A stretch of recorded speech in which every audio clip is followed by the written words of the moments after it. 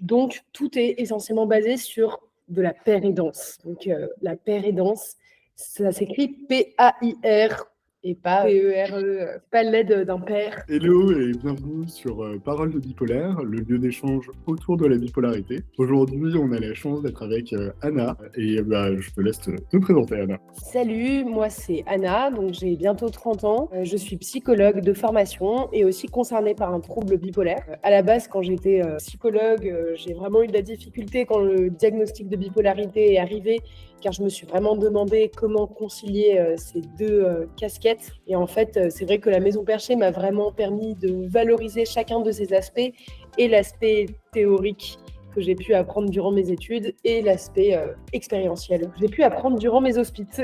Du coup, voilà. Trop cool. Est-ce que tu peux nous en dire un peu plus sur ce que tu fais chez la Maison Perchée et qu'est-ce que c'est que la Maison Perchée? C'est une communauté d'entraide entre des jeunes qui ont des troubles psychiques, donc des jeunes entre 18 et 40 ans qui ont des troubles psychiques du type bipolarité, schizophrénie et troubles borderline. Donc le but, c'est que c'est un endroit non médicalisé, ce qui ne veut pas dire qu'on est anti-psychiatrie, mais que juste au sein de la maison, il n'y a que des personnes qui sont concernées par un trouble psychique ou des proches ou du grand public. Mais voilà, il n'y a pas de professionnels de la santé mentale. On n'a pas de suivi psy, etc. Donc, tout est essentiellement basé sur de la paire et danse. Donc, la paire et danse, ça s'écrit P-A-I-R et pas P-E-R-E, pas l'aide d'un père. Qu'est-ce qu'on m'a sorti d'autre? Père et danse. Ah ouais, un père qui danse. Enfin bref, ce n'est pas ça. Il s'agit de l'entraide entre pairs, donc c'est des personnes qui te ressemblent, et en fait le fait de se ressembler dans les vécus et le fait qu'il y ait des personnes qui puissent vivre quelque chose de proche, ça fait que on peut se comprendre et on peut s'aider à partir de ce rapprochement de vécu et d'écho entre différents parcours de vie. Ouais, c'est trop stylé. C'est un concept qui est tellement essentiel. Enfin, en tout cas, je pense que là-dessus, on est à peu près d'accord. Et notamment dans l'acceptation. Justement, enfin, parce que tu me fais une intro parfaite sur la pérédance, mais quelle est, toi, ta définition? Parce que je trouve que selon à qui on parle, on va mettre différentes choses dans la pérédance. Il y en a qui vont mettre plutôt les groupes de parole, il y en a qui vont mettre autre chose. Comment est-ce que toi, tu définirais ce que c'est dans l'ensemble? Donc moi, je suis responsable de la communauté des pères aidants, donc je fais le recrutement, la formation et l'accompagnement des pères aidants. Donc c'est un petit peu comment recruter des personnes qui sont un peu plus avancées dans le chemin du rétablissement, qui ont beaucoup appris, qui ont vraiment construit ce qu'on appelle un savoir expérientiel, c'est-à-dire qu'on vit de manière brute. Savoir expérientiel, c'est comment élaborer ce vécu brut pour en faire un savoir qu'on peut partager. On a pris de la distance par rapport à ça et on peut le partager sans que être encore nous-mêmes à fleur de peau. Il y a des gens qui appellent les pères aidants les ambassadeurs de l'espoir. Et moi, j'aime bien ce nom parce que voilà, c'est vrai que c'est des personnes qui donnent espoir à un moment où on perd un peu espoir. À la Maison Perchée, il y a plusieurs actions que font les pères aidants. Ils animent des groupes de parole qu'on appelle des persoirs. Ils font des nids qui sont des échanges en one-to-one. Et en fait, on s'est rendu compte que la paire aidance, elle était dans plein de moments différents. En fait, même quand il y a quelqu'un qui fait l'accueil et qui présente la Maison Perchée, les gens, ils ont envie tout le temps de parler à quelqu'un de concerné. Et en fait, voilà, la paire aidance, il y en a qui sont plus rétablis que d'autres, mais en fait, sachant que ça veut rien dire d'être plus rétabli que d'autres, parce qu'en fait, on est tous, le rétablissement, c'est tellement pas linéaire que voilà, parfois on va mieux, parfois on va moins bien. Et parfois, les pères aidants deviennent après des pères aidés. Et voilà, c'est vraiment ce côté fluctuation, ça fait partie des troubles psychiques. Et en tout cas, moi, dans mon accompagnement, j'essaye vraiment de dire à la personne durant le recrutement, enfin voilà, aujourd'hui, tu as envie de t'engager dans la pérédance. Déjà, c'est pas un engagement ad vitam aeternam et c'est normal qu'il y ait des moments où tu ailles moins bien. Voilà, ça fait partie du côté chronique de notre trouble. Et toute rechute est un apprentissage aussi. Et voilà, et en fait, la pérédance, ça fait partie du parcours de rétablissement dans le sens où il y a un moment dans ton rétablissement où tu as beaucoup vécu, tu as beaucoup appris, toutes les chutes que tu as eues, tu t'en es ressorti plus fort.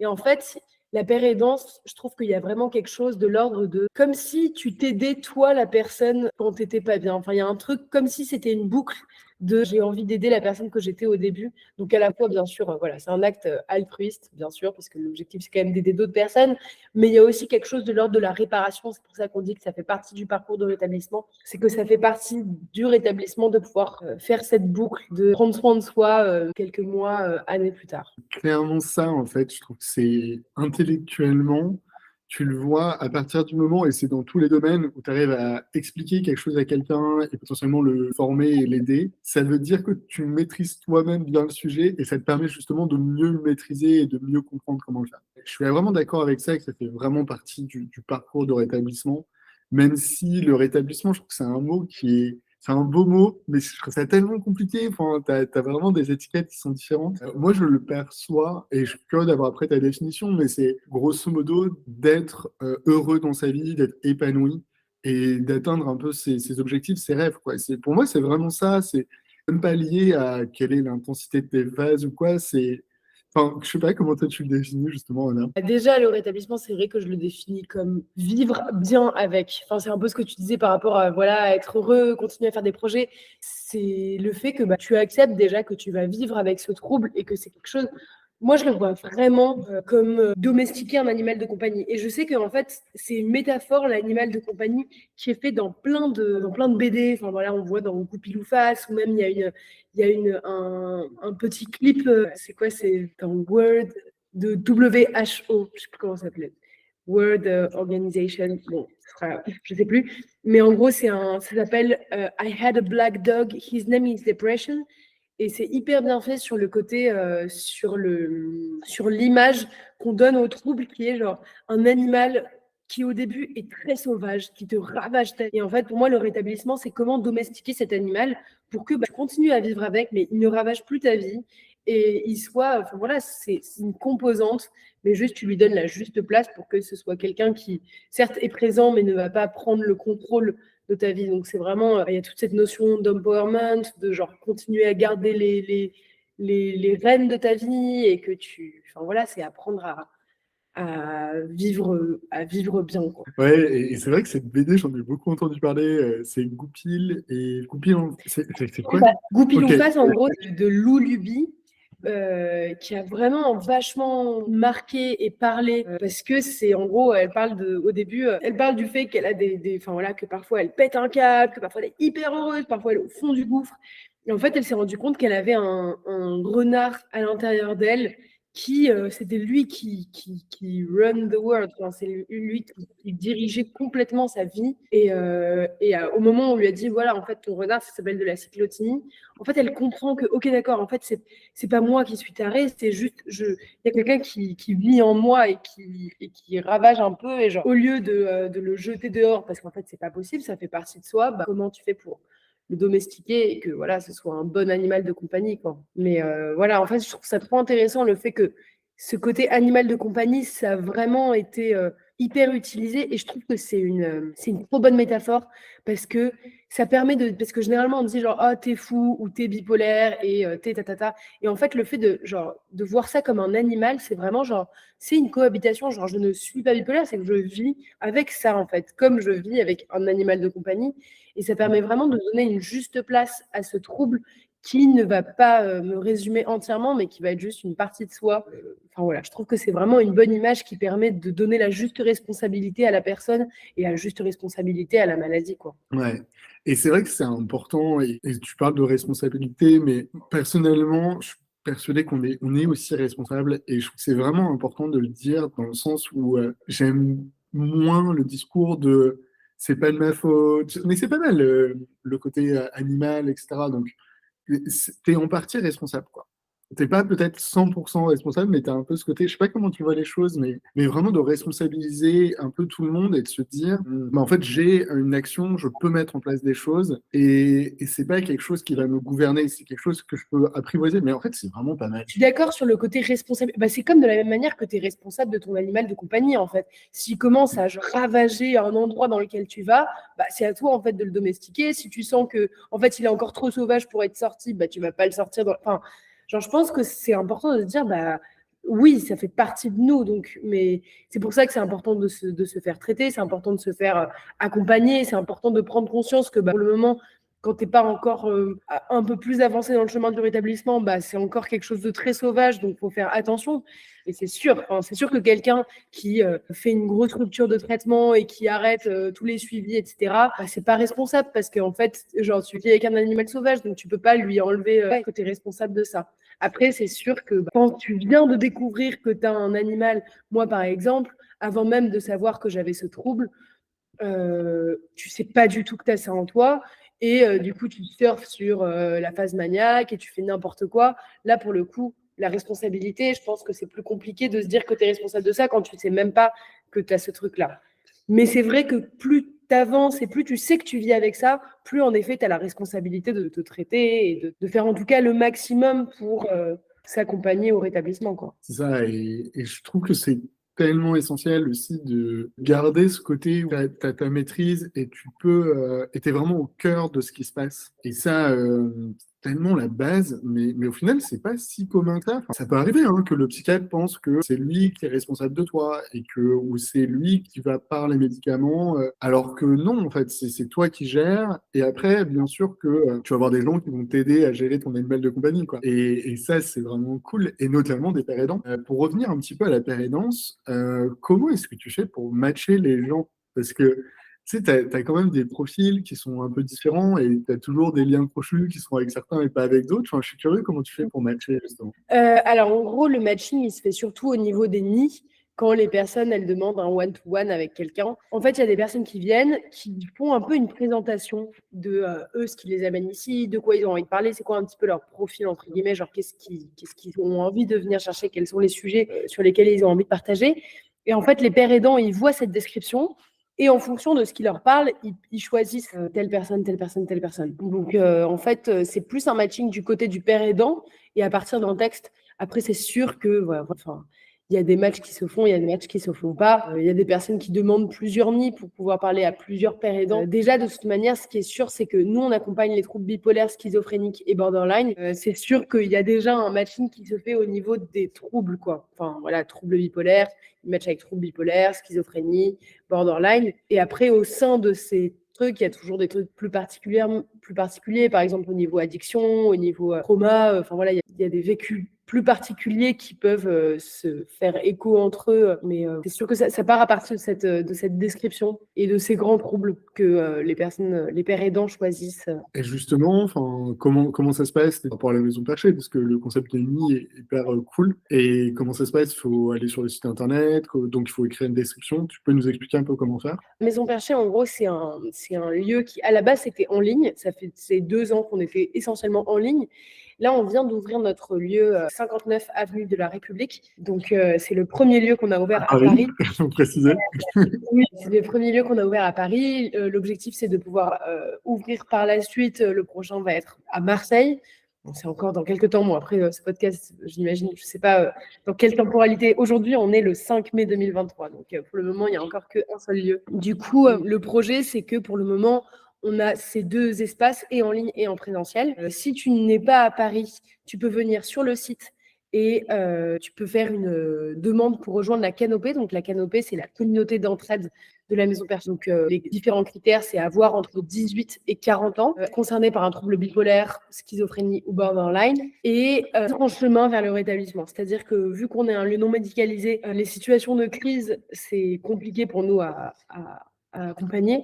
Du coup, voilà, on intervient vraiment après la crise, quand la personne elle se sent à même de rejoindre une communauté. Après les nids, c'est un truc parallèle. Tu n'es pas spécialement dans la communauté, c'est un petit peu la première porte d'entrée. Et là, pour le coup, tu vas sur le site et tu demandes un nid. Donc le nid, c'est un échange individuel pendant 45 minutes avec un père. Et si tu as envie de rejoindre la communauté, tu demandes de rejoindre la Canopée. Et puis il y a un formulaire à remplir avec quelques questions. Et puis après, tu as un entretien avec quelqu'un qui permet de déjà te rencontrer et de te donner accès à la communauté, et en ligne et en présentiel, avec des activités, des ateliers, des groupes de parole, etc. Ouais, je mettrai les liens. On parle assez rapidement des groupes de parole, mais sans bien définir ce que c'est. Le principe, de toute façon, je vais le répéter comme ça, je te laisse souffler un peu, mais c'est vraiment de permettre à des personnes qui sont concernées souvent par la même pathologie de pouvoir échanger ensemble sur leur vécu et pouvoir s'entraider et s'écouter afin de comprendre tout simplement qu'on n'est pas seul, que d'autres personnes sont passées par là. Et j'aime bien aussi le côté espoir, enfin même Upstage, c'est les étapes de l'espoir en fait, donc ça fait vraiment partie du truc. Et justement, pour les groupes de parole, est-ce que tu peux nous dire comment vous, ça se passe? Et justement, quels sont les avantages de rejoindre un groupe de parole? Alors, les objectifs d'un groupe de parole, déjà, les perchoirs, c'est des groupes de parole fermés, donc c'est toujours les mêmes personnes. Donc, l'objectif numéro un, c'est déjà de créer des micro-communautés dans la communauté.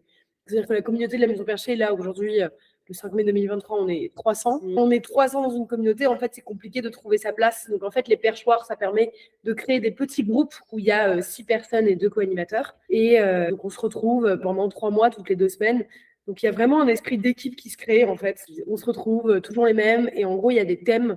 Les thèmes, c'est comment je reçois le diagnostic, comment je vis la stigmatisation de ce diagnostic, est-ce que je m'auto-stigmatise, comment j'en parle à mes proches, ma famille, mes amis, comment j'en parle dans ma vie professionnelle, quelle place ça a dans ma vie professionnelle, quelle place ça prend aussi dans ma vie amoureuse, mes projets d'avenir, mes ressources. C'est un petit peu les thèmes qui sont abordés durant les 6 séances de perchoir. Et voilà, et après, on reste en contact. Et pour le moment, les perchoirs sont essentiellement en ligne.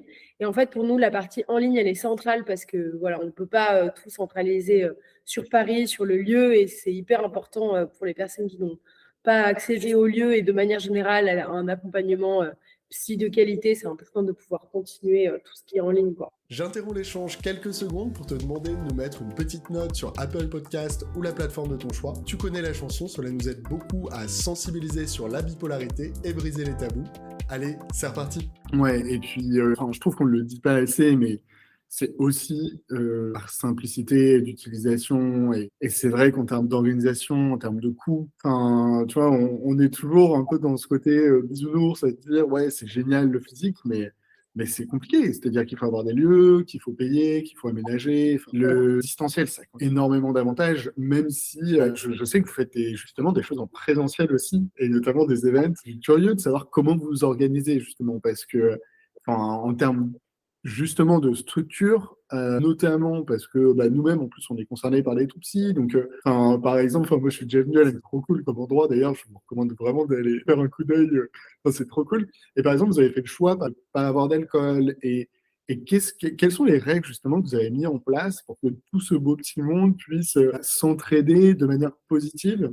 Parce que je trouve qu'il y a un truc dont on parle mais trop peu, c'est les relations et l'influence que vont avoir les autres autour de nous. Personnellement, en tant que personne bipolaire, où ça a été essentiel de pouvoir se dire, en fait, j'ai des potes qui font des activités comme le fait de sortir en boîte, et c'est des choses qui correspondent pas obligatoirement à ce que moi je peux faire avec des risques similaires. Et notamment, il y a ce côté où le fait de s'entourer de personnes qui vont avoir une hygiène de vie souvent similaire à celle qu'on doit avoir aide énormément.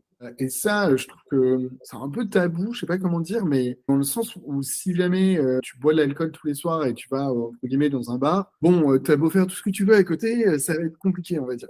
Comment vous faites justement au niveau des événements pour garder ce côté vraiment entraide et positif au niveau de l'hygiène de vie, sachant que les rassemblements, il y a un peu ce côté où des fois tu te dis ah ouais mais c'est trop cool, c'est le moment de justement de prendre une bière. Je suis curieux de savoir comment vous vous organisez par rapport à ça. Après, il y a un truc, à la Maison Perchée, c'est assez simple dans le sens où on n'a encore jamais fait vraiment de nocturne. Enfin, voilà, on n'a jamais fait encore d'événements le soir où les personnes sont amenées à boire de l'alcool ou quoi. Niveau alcool, on a des ginger beer, on a des trucs où les gens ils peuvent avoir l'impression de boire de l'alcool. Ça a été assez simple en fait de proscrire l'alcool. Enfin voilà, c'est pas. Je pense que quels que soient les événements, même si on fait des événements le soir, enfin voilà, on n'est pas un lieu, on n'est pas un lieu de gros stuff. Enfin, voilà, c'est plus un lieu où les gens ils se retrouvent, ils ont envie vraiment que ce soit une safe place.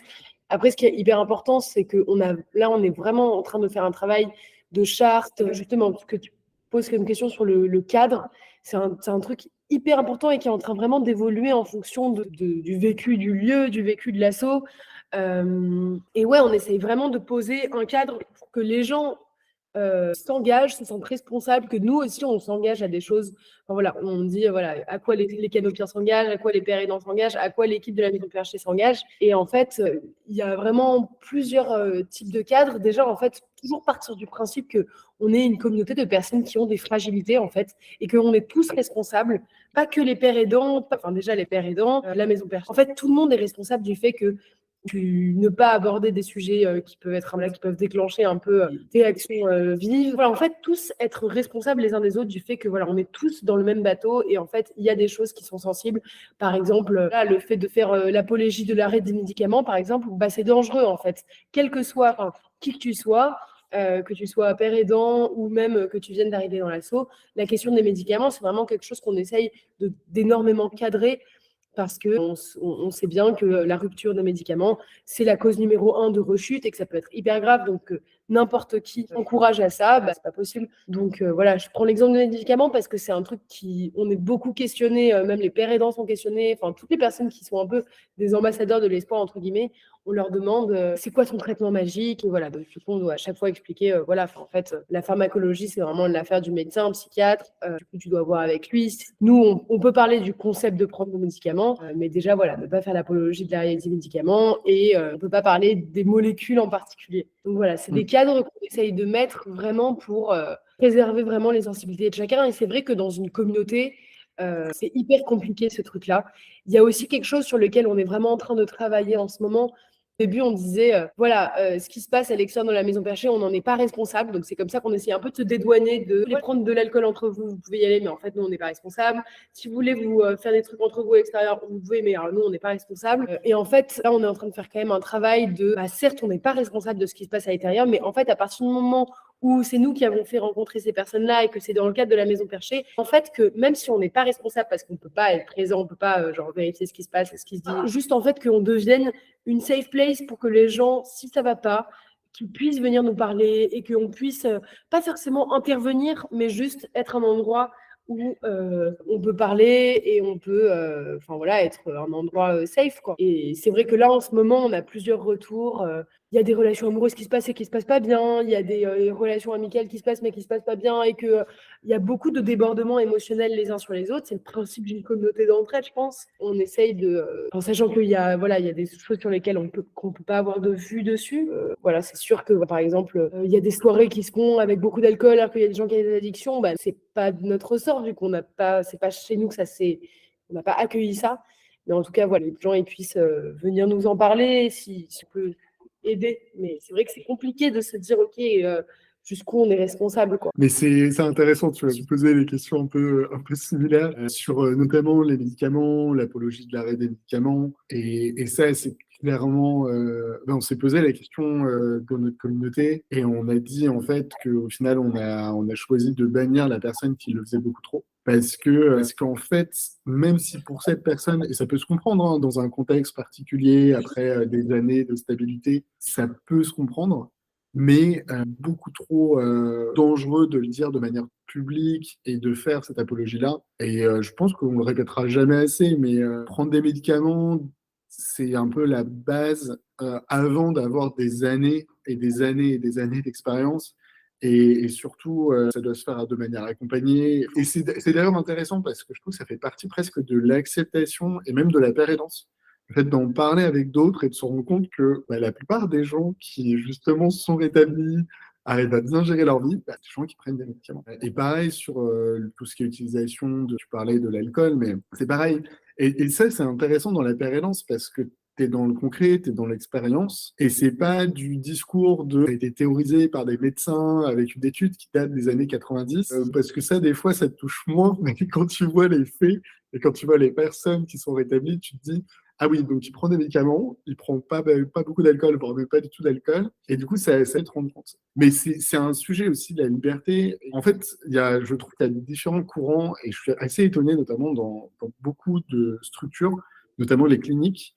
Pour pouvoir accéder à une clinique, il faut avoir une lettre de son psychiatre. Et en fait, ils mettent en place une barrière à l'entrée parce qu'ils ne souhaitent pas prendre la responsabilité de comportements inappropriés ou même de cas extrêmes. Et à côté de ça, il y a l'ouverture totale qui a ses avantages et ses défauts. Aujourd'hui, il y a beaucoup plus de débordement mais en même temps, il y a un peu cet entre-deux. J'ai l'impression que c'est ce que vous avez choisi à la Maison Perchée. Je suis curieux d'avoir ton avis, justement. J'ai pas compris le juste milieu. Par rapport à l'intégration de nouveaux membres, par rapport à quels critères font que une personne est plus ou moins rétablie ou est sur le chemin du rétablissement, il y a ce côté où Je trouve que c'est un sujet très complexe parce qu'il y a d'un côté, je pense que tu connais Nicolas Rinto, mais il y a ce courant de dire en hôpital, il faut faciliter l'accès, il faut limiter justement la lettre du psychiatre pour venir et justement discuter avec un psychiatre en hôpital, parce que l'objectif, c'est quand même que la personne ait accès rapidement à une aide pour éviter que ça s'empire. Et en même temps, il y a encore beaucoup ce courant qui est de dire, ah mais non, nous, on accepte uniquement des personnes si jamais ils ont une lettre de leur psychiatre, ce qui fait que les délais d'attente sont beaucoup plus longs. Et donc, le temps nécessaire et potentiellement le temps où ça peut basculer du mauvais côté avant justement d'avoir ce rendez-vous fait que la personne peut s'être effondrée, avoir une dépression, alors que justement elle était en temps d'attente. Et vous, comment vous vous situez par rapport à ça dans la volonté d'accueillir des personnes sans qu'il y ait trop de règles et en même temps d'avoir un minimum de règles, sinon assez rapidement ça part un peu partout. Enfin, je suis curieux d'avoir ton avis, justement, comment vous faites par rapport à la canopée. Nous, pour le coup, c'est vraiment les personnes, quand elles arrivent, on essaye. Après, c'est vraiment pas du tout une évaluation, c'est pas du tout une évaluation psy hyper objective, etc. Mais voilà, on essaye d'évaluer est-ce que la personne est compatible avec une vie en communauté, en fait. On essaye de voir est-ce que, genre, si on la met avec un groupe, est-ce que ça va être adapté. Donc, c'est vraiment des questions qu'on pose. On a vraiment essayé de voir, OK, comment faire un entretien. Donc, il y a vraiment tout un guide d'entretien, mais qui n'est pas du tout fait par un psychiatre. En fait, il y a vraiment, tout le monde peut venir faire une demande pour la canopée. Il n'y a pas besoin, là, il n'y a pas de recommandation, il n'y a pas on n'a pas besoin d'une lettre d'un psychiatre, mais on fait cet entretien à l'entrée pour voir est-ce que voilà, la personne, elle est compatible avec le côté communauté. Et voilà, si elle n'est pas compatible avec le côté communauté, c'est que, voilà, en fait, on pose plein de questions sur où t'en es. Est-ce que tu as besoin vraiment d'une attention toute particulière sur toi, ton histoire, où t'en es? Parce que, genre, en fait, c'est vraiment une question de place que va prendre la personne. Enfin, une personne qui a besoin d'énormément d'attention, en fait, elle n'est pas compatible avec un groupe. C'est pour ça qu'on met vraiment le nid, c'est la porte d'entrée. Et après, il y a le groupe, c'est plus par la suite, quand tu es un peu plus pensé. C'est pour ça que nous, vraiment, à la Maison Perchée, notre accompagnement, il commence à un moment où la personne, elle est vraiment assez stabilisée, enfin pas assez stabilisée, mais en tout cas, elle est plus dans le moment de crise, de tumulte, quoi. C'est de dire, lorsqu'il y a besoin d'hospitalisation, il y a besoin d'hospitalisation et nous, on ne peut pas prendre ça parce qu'on n'a pas les compétences, on n'a pas l'expertise. Et puis, il y a un côté qui est vrai, c'est le fait que ça peut déstabiliser aussi le groupe et ça peut déstabiliser aussi tout le monde. Et c'est vrai qu'il y a ce côté, enfin, pour raconter un peu mon expérience là-dessus, où des fois d'être trop ouvert, notamment sur ce qu'on a fait par le passé, pas mal de groupes de parole. Et en fait, moi, je sais qu'il y a eu des fois où il y avait des personnes qui avaient des pensées suicidaires. Et donc, en fait, moi, ça me chamboulait personnellement. Et donc, peut-être que ça a aidé une personne, mais du coup, ça en détruisait trois autres. Et tu te demandes, en fait, si jamais tu as une somme positive, quoi. C'est vraiment ça, c'est que en fait, dans les situations de crise suicidaire, il y a un moment quand on dit genre ouais voilà je veux pas bien, enfin la dépression par exemple dans les groupes, on en a souvent des personnes qui vont pas bien, qui ont des idées un peu négatives, etc. Mais en fait la crise suicidaire, le groupe n'est pas du tout aidant parce que en fait la personne elle a besoin d'une telle attention que en fait tout le groupe va essayer de l'aider, mais en fait et en effet il y a une contagion émotionnelle qui est hyper forte. On est une communauté avec nos fragilités, c'est hyper important de pouvoir préserver le groupe. Donc, en fait, ça va ni aider la personne qui ne va pas se sentir aidée par un groupe de personnes, voilà, de pères aidants, et le groupe va être aussi très impacté. Donc, c'est pour ça qu'on essaye vraiment d'intervenir assez vite quand la personne est en crise pour l'isoler du groupe et pour faire diriger vers une orientation avec une aide plus individualisée. Parce que vraiment, voilà, le groupe a vraiment ses limites et doit vraiment être préservé aussi. C'est vraiment comment isoler la personne pour qu'elle ait son accompagnement individuel et qu'elle n'impacte pas le groupe. C'est pour ça qu'il y a vraiment quelque chose de co-responsabilité, c'est que en fait, on est tous responsables du fait qu'à partir du moment où tu es dans cette communauté, il faut faire attention à tout le monde, quoi, et à soi. Ouais, c'est clair, et il y a cet aspect de fragilité aussi que tu as bien évoqué, mais que en tant que père aidant, eh ben, on est aussi fragile. On a aussi ce côté où nous-mêmes, on a des moments où on a des hauts et des bas et que faut vivre avec. C'est compliqué à expliquer parce que de l'extérieur, enfin, je parle de moi personnellement, je peux paraître plutôt rétabli, mais il y a des moments où ouais, c'est plus dur pour X ou Y raison, où tu as moins d'énergie et autres. Et quand, en fait, dans ces moments-là, il faut aussi prendre soin de soi, parce que sinon, c'est le côté où, à vouloir, entre guillemets, et donc c'est un moment où ça devient du sacrifice. Et quand ça devient du sacrifice, là, généralement, ça empire les choses pour tout le monde, parce que tu sombres avec la personne que tu essaies d'aider. Il y a vraiment ça, je trouve, dans la pérédance, qui est un peu différent, on va dire, d'un professionnel de santé, même très différent, qui est ce côté de fragilité que, même si je pense qu'un professionnel, mais je crois qu'il y a même des stats sur le professionnel de santé où, hélas, il y a beaucoup de problèmes d'ailleurs. Mais ça, c'est un autre sujet. Mais vraiment de prendre soin de ça. Comment vous faites justement par rapport aux pères aidants, par rapport aux personnes de la communauté, pour justement qu'ils aient ce réflexe de se protéger, de prendre du recul? Comment est-ce que vous faites par rapport à ça? Alors, en fait, déjà, j'ai mis en place très tôt des intervisions pour que tous les pères aidants, déjà, ils aient une formation. Mais en fait, au moins une fois par mois, voire deux, il y a des réunions où on peut parler de nos vécus, parler de comment ça se passe. Enfin voilà, quel est l'écho que ça a chez moi de faire de la père aidance, comment je le vis, quelles sont les situations que je rencontre. Donc, il y a vraiment ce truc où on se réunit entre nous, on a des réunions fréquemment pour parler de tout ça. Donc ça, l'intervision, c'est hyper important parce que ça permet vraiment de ne pas être seul, d'avoir... Enfin voilà, on a une vraie communauté maintenant de pères aidants. On est une 50aine de pères aidants. C'est hyper important que la communauté soit là aussi en soutien et que la personne ne se sente pas seule. Et voilà, après, toutes les formations, toutes les réunions, on essaye beaucoup d'insister sur OK, comment se sonder, se mettre des limites, toutes les questions de contagion émotionnelle, ce qui est moi, ce qui est l'autre, vraiment faire la distance. Moi, pendant mes études de psycho, la distance, c'est vraiment la première chose qu'on apprenait. Et en fait, ce qui est très compliqué, c'est que quand tu es psychologue, c'est entre guillemets facile de mettre de la distance parce que tu es en mode, toi, différent de moi, je ne parle pas de moi, toi, tu parles de toi. Et voilà, c'est assez simple, entre guillemets, je trouve, en tant que psychologue, de dire genre, je ne suis pas concernée par cette affaire, il ne s'agit pas de moi, je t'écoute. Et il y a vraiment un truc de genre, on peut facilement mettre un masque et se mettre à distance. Dans la péridance, en fait, c'est l'inverse. Notre levier d'action, notre levier thérapeutique, entre guillemets, c'est vraiment le dévoilement, le fait de partager son vécu, le fait de faire écho entre ton vécu et le mien. Et en fait, la distance, elle est extrêmement dure à trouver. Et limite, c'est l'absence de distance qui permet justement l'empathie. Donc en fait, c'est encore plus dur dans la péridance de pouvoir trouver la bonne distance et de pouvoir se préserver. Je jongle avec ça souvent. Je pense que tout est rétabli, en fait, il s'agit plus de toi, il s'agit d'un vécu du passé que tu proposes et que tu mets au milieu. Mais voilà, moi, par exemple, quand je fais de la péridance, quand je raconte mon histoire, j'ai presque plus l'impression que je parle de moi, j'ai l'impression que je parle de la Anna du passé et que c'est très à distance. Enfin, j'ai l'impression voilà, que c'est vraiment, je mets une distance, pas parce que genre, je parle pas de moi, mais parce que je parle d'une Anna du passé. Je pense que ça, déjà, c'est vraiment, c'est ça un peu le chemin de rétablissement et c'est ça le savoir expérientiel. C'est vraiment que tu parles plus d'un vécu brut où il y a beaucoup de porosité entre moi et toi, genre putain, on est dans le même bateau. C'est voilà, je te partage ce que j'ai pu vivre et c'est entre nous et on le met entre nous. C'est sûr qu'il y a de la contagion émotionnelle. Ces intervisions, ça permet de dire voilà comment tu te sens, est-ce que tu as envie de faire une pause, tu as besoin de faire une pause, mais il n'y a pas de souci, juste tu nous tiens au courant. Il y a vraiment cette flexibilité.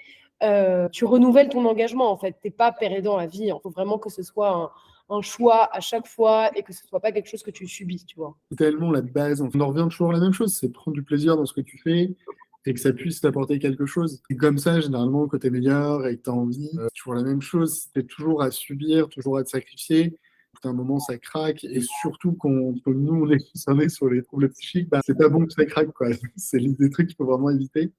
C'est un peu du travail sur soi qui est énorme, en fait. C'est comment est-ce que je peux aider, jusqu'à quel point, à quelle limite. Et je pense que c'est un peu pour tout le monde. Nous, on est encore plus concernés parce qu'on parle de troubles psychiques, mais même pour les personnes au-delà qui sont des proches, c'est cette réflexion de comment est-ce que je peux faire sans en subir trop les conséquences. Parce que sinon, c'est moi qui dégringole. Moi, j'en viens sincèrement à même remettre le concept des hôpitaux psychiatriques des fois un peu en cause. Parce que c'est des fois de se dire, en fait, tu mets des gens qui vont très mal ensemble et tu te dis ça va bien se passer.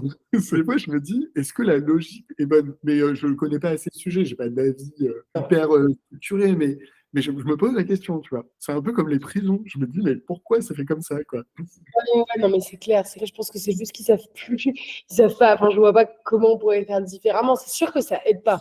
Enfin, moi je sais que quand j'étais en hospice, j'étais extrêmement délirante. J'ai fait du bien à personne, je pense. Enfin, vraiment, j'étais extrêmement fragile. Je pense que c'est sûr. Enfin, tu vois, on est au moment de fragilité le plus fort et tu mets plein de gens fragiles ensemble. C'est sûr que c'est dur, quoi. Mais je pense qu'ils savent juste pas comment faire autrement. Enfin, C'est pour ça qu'on dit que les potes que tu te fais en hospice, c'est pas vraiment des potes que tu gardes. Enfin, c'est juste que t'es compagnons de galère, quoi. Mais t'es pas vraiment. Bon, après, je dis ça, il y en a qui sont restés amis. Mais après, je pense que tu peux te faire du bien dans le sens où de voir des jeunes qui sont dans la même merde que toi, genre, ça peut aider. Ouais, et après, de toute façon, je pense qu'on fait partie de ce mouvement qui est de dire, en fait, le truc que tu peux faire qui a au final le plus de valeur et qui permet sur le plus long terme de gérer, c'est comment est-ce que tu gères quand ça va un peu mieux. Et qu'est-ce que tu mets en place dans ces moments-là. J'ai toujours vu ça un peu comme des créneaux où on a des opportunités. Et c'est ces opportunités, plus ou moins donc stabilité, autonomie ou rétablissement, ça dépend comment on appelle les choses, où en fait, ok, tu as un ticket, et ce ticket en or, il va falloir le composter, et c'est maintenant, et c'est maintenant qu'il faut justement mettre en place son accompagnement, rejoindre par exemple la maison perchée pour avoir une communauté d'entraide, mettre en place tout ce qu'il faut au niveau potentiellement psychiatre, psychologue, médicamenteux, enfin après ça dépend du contexte de chacun, mais je trouve que c'est vraiment important et quand tu travailles dans cette zone qui est la zone dorée, c'est là où tu as les résultats les plus exceptionnels. Enfin, je sais pas quel est ton avis, mais Oui, oui, clairement, franchement, je te rejoins. Je ne saurais pas quoi dire, quoi ajouter à ça, mais oui, oui, je suis d'accord. Ce que je te propose, c'est de te poser une dernière question, qui est une question assez personnelle, et c'est si tu avais une baguette magique, qu'est-ce que tu changerais dans la santé mentale? Alors, vraiment, on peut dire quelque chose d'absurde. Ouais, ah ouais, clairement. Non, mais en fait, moi, ce que je trouve qui manque, enfin, moi, là, les endroits sur lesquels j'ai vraiment envie de m'engager à l'avenir, c'est vraiment tout ce qui est formation professionnelle de la santé. Comment faire pour qu'ils comprennent un peu plus le vécu, en fait. Et je sais pas, j'aimerais bien que, genre, chaque professionnel de la santé puisse faire un stage dans la vie de quelqu'un qui a un trouble, genre, je sais pas, que, genre, un chef de service, il puisse, genre, vivre 2 secondes ce que c'est la schizophrénie ou genre vivre, enfin voilà, que on puisse changer de peau, mais de la même manière que j'aimerais bien que, je sais pas, les présidents de la République ils puissent faire un genre 3 jours dans la vie de quelqu'un à la rue. Enfin, genre je trouve qu'en fait là on est tellement dans la compréhension vraiment du vécu, quoi, et que en fait tant que t'es pas à la place de la personne, enfin moi c'est vrai qu'en passant de blouse blanche à pyjama bleu, enfin, j'ai fait pas mal de stages en blouse blanche et pas mal de stages en pyjama bleu. Enfin, en fait, ce changement de position, genre, ça m'a fait tellement changer de regard. Donc, si j'avais une baguette magique, j'essaierais vraiment que voilà, tout le monde, tous les professionnels de la santé qui sont de ce côté-là, puissent savoir qu'est-ce que c'est vraiment de vivre comme nous. Et je pense que ça permettrait vraiment de développer une bonne empathie, quoi. Ouais, c'est intéressant. On pourrait même imaginer qu'un jour, en incognito, dans un hôpital psychiatrique, comme si ils avaient un moment difficile, et genre, ils sont côté patient, ils n'ont pas le droit de dire qu'ils sont professionnels de Ouais, santé, ouais. par exemple. Mais moi, c'est comme ça que j'ai accepté ma première hospice, c'est que je me suis dit, waouh, génial, je vais pouvoir découvrir ce que c'est d'être dans la peau d'un patient, quoi. Et en fait, c'est tellement important. Enfin, c'est passionnant de passer de l'autre côté. Enfin, quand tu as vraiment expérimenté ce côté-là, c'est passionnant de passer de l'autre côté. Enfin, et ça change tout. Il y a une psychiatre qui s'appelle Anne Reva qui a fait un podcast génial sur les mots bleus, qui raconte qu'il était chef de service et qui était vraiment, voilà, de ce côté-là de la force. Et elle a fait voilà, elle a fait une longue hospice, une mélancolie avec de la sismo à la fin, et elle est plus redevenue pareille, quoi. Elle est revenue dans la pratique, mais métamorphosée, quoi. Donc Et elle voilà, est je trop trouve que cool, je l'avais rencontrée, c'était à Pop MC, je sais pas si tu l'avais ouais, vu. ouais, ouais, carrément, ouais. Elle est passionnante et je trouve que c'est vrai que ce changement de position, il est génial. Et c'est ça qui est hyper intéressant, et c'est pour ça que je trouve ça génial au niveau de la maison perchée, c'est ça a été créé par des personnes concernées. Et je pense que Upstage, c'est un peu la même logique où on a vécu ce côté où on sait ce que c'est et on est concerné. Et ça fait du bien, ça fait vraiment un vent frais qui arrive un peu avec des idées différentes parce qu'on sait ce que c'est et on est concerné. Hein, c'est génial. Mais ce serait trop cool, tu vois, c'est une super bonne idée. Je sais pas comment on pourrait le faire, mais Franchement, moi, c'est un truc qui me tient trop à cœur. Ce que j'avais envie de faire, c'est des rencontres, genre regards croisés, où on organise, je sais pas, 10 professionnels de la santé et 10 personnes de la maison perchée ou 10 personnes concernées, et on se pose des questions. Ça peut être un peu délicat parce que peut-être plutôt des professionnels de la santé qui posent des questions à des personnes concernées. Parce qu'en fait, les professionnels de la santé, quand ils voient des personnes concernées, surtout les personnes qui travaillent, genre, je sais pas, en service de crise, en service d'urgence, ils voient que des personnes qui sont en détresse maximale. Et du coup, quand tu vois quelqu'un qui est que en crise, tu sais pas ce que c'est que cette personne soit rétablie, donc tu la traites, vu que tu la vois que en état second, enfin, genre, je pense qu'on les traite même pas comme des humains, quoi. Moi, je pense que j'étais tellement dans un état second que je pense que j'étais pas humanisable. Donc, je pense que, je sais pas, que les professionnels se parler à des gens qui vont bien et de savoir qu'est-ce que c'est en fait quelqu'un qui vit une schismo, qu'est-ce que c'est que, enfin tu vois, je pense que c'est intéressant quoi. C'était un très beau mot de la fin. Merci beaucoup, Anna. C'était vraiment trop cool. J'espère qu'on pourrait continuer la conversation, mais on va faire pour le mieux. Je te laisse le mot de la fin si tu veux dire un petit quelque chose. Et ça me fait trop plaisir de parler avec toi. Ça fait longtemps qu'on se connaît maintenant. Et je sais que Offstage et la Maison Perchée, on a les mêmes ambitions de vouloir voilà, donner la parole et aider par la pérédance. Donc c'est cool de pouvoir passer ce moment. Et mot de la fin, je pense qu'on a beaucoup de chance d'être nés à cette époque dans laquelle ces projets-là sont possibles, sont valorisés et ont leur place. On a beaucoup de chance. Enfin, je suis contente qu'on soit. Enfin, c'est dans notre malchance d'être tombé malade, ce qui est vraiment dur. Voir qu'il y a des projets comme ça, il y a de la chance dans la malchance. Ouais, voilà. C'est ça, il y a de l'espoir. Enfin, c'est un peu le mot qu'on utilisait, voilà, mais c'est clairement c'est ça. Trop cool. Et ben merci beaucoup, Anna, et puis à une prochaine. À une prochaine. Pour trouver toutes les informations autour de la bipolarité, je vous donne rendez-vous sur notre site internet hopstage.com, HOPESTAGE.com, et je vous dis à très bientôt.